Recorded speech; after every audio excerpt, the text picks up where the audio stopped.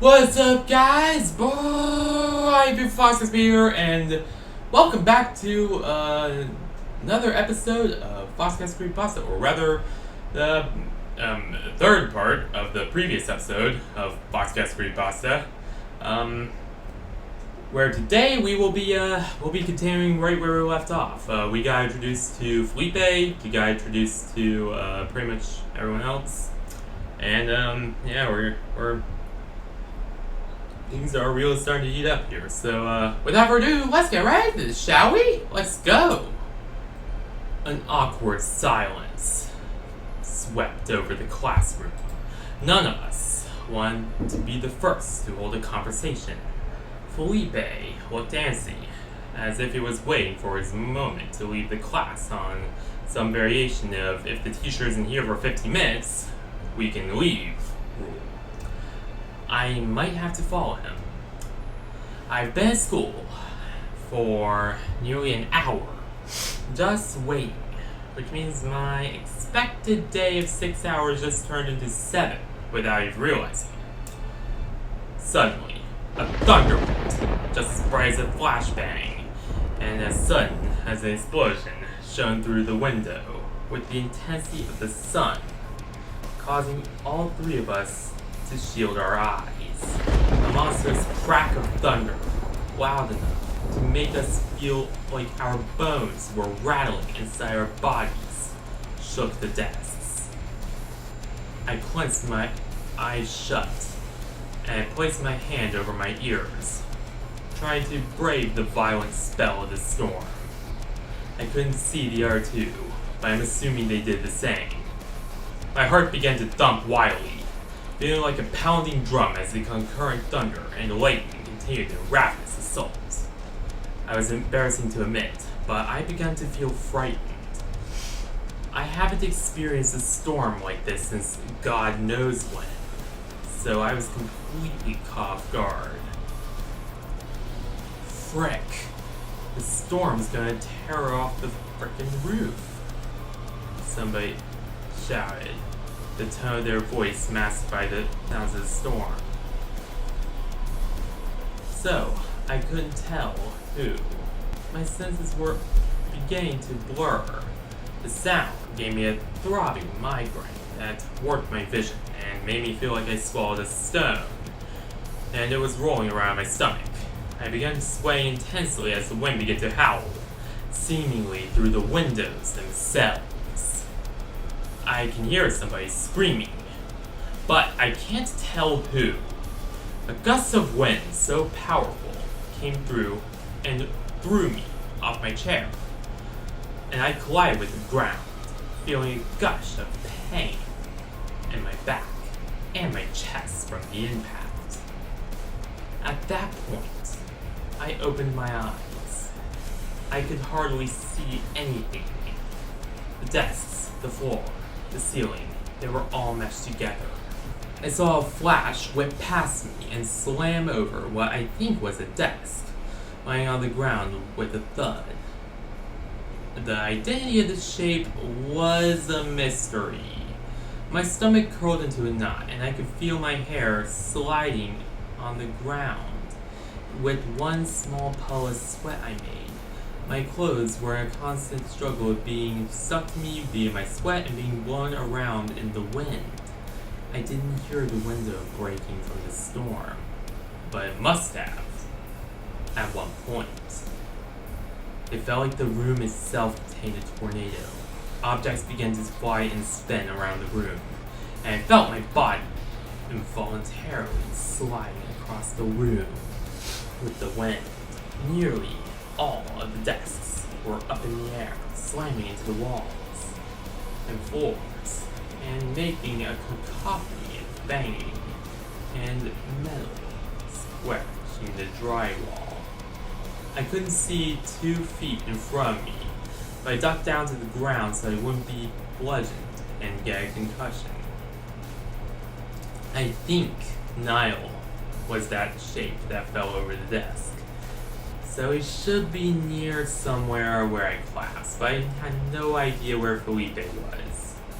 I hope he wasn't caught up in the pseudo tornado, but I couldn't say for sure. Just then, as abruptly as it started, the storm stopped. The wind exited the room at the speed of bullets, leaving all the debris gathered to slam into the ground with an intense crash. The room resounded with the crash, shaking the damaged floor and making me wince. I started to regain my vision and scope out the disaster scene in our classroom. Desks were dented and scattered randomly. Sheets of paper were strewn about everywhere, torn apart and soggy. I saw a cabinet that used to be firmly against the wall was now leaning over the broken remains of the teacher's desk. The cabinet looked pristine, only suffering a few dents and scratches. The cabinet door opened slowly, and Felipe crouched out of it, pulling his head in pain. Is it over?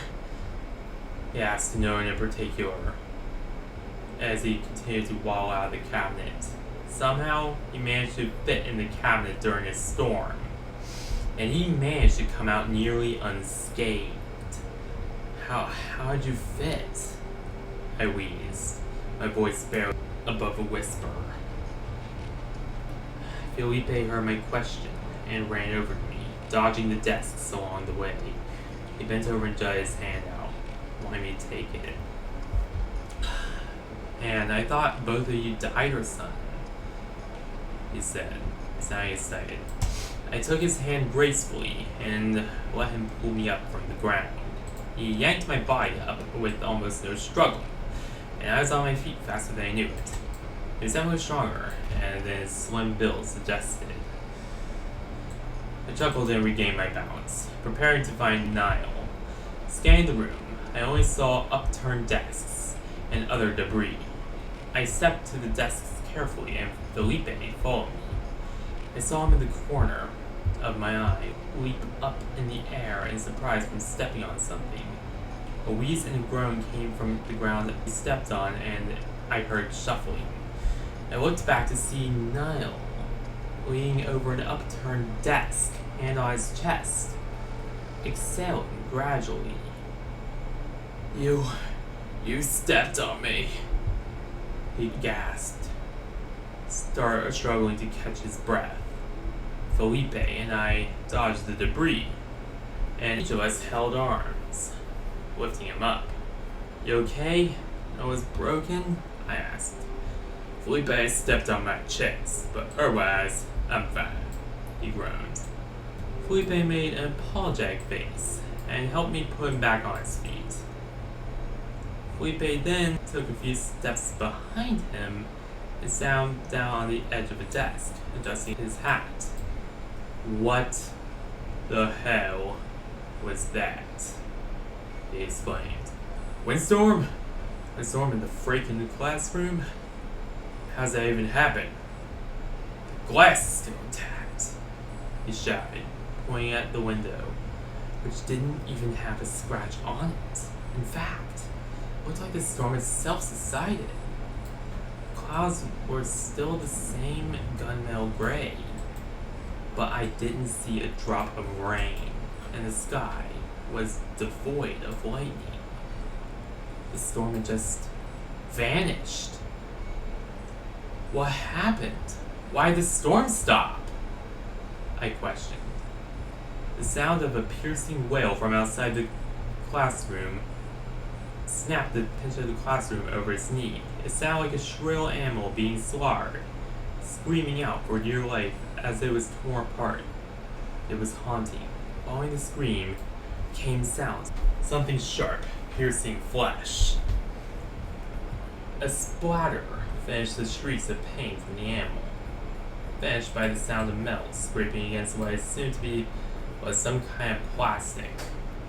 None of us knew how to react. We all just stared at each other in abject surprise and dread. Niall began to move his lips to say something, but the sound of a monotone beep from the intercom interrupted him. We all faced the speakers of the ceiling as the beep turned into what resembled a malfunctioning radio crossed with television static.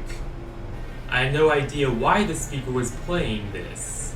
Was it broken? Is this a weather alert? Niall asked, his voice full of concern. A weather alert? I've heard these before broadcasted signal that plays on the radio when weather is about to affect an area, but the storm appears to be over. Why would this play now? The speaker's monotone screeching turned to a harsh and firm-sounding voice. And yeah, we're just gonna leave off there because we're really out of time again. So yeah, I'm just gonna pick up back where we left off here. And so yeah, things got very interesting. Things are definitely getting very real very fast, because now they are dealing with a mysterious storm. Then there's this mysterious weather alert, and now just things are just going crazy all around. So yeah, thank you guys for watching this all new episode of, or rather this part of an episode of Foxcast Creepypasta. Be sure to like, subscribe to the channel, and I'll see you guys next time.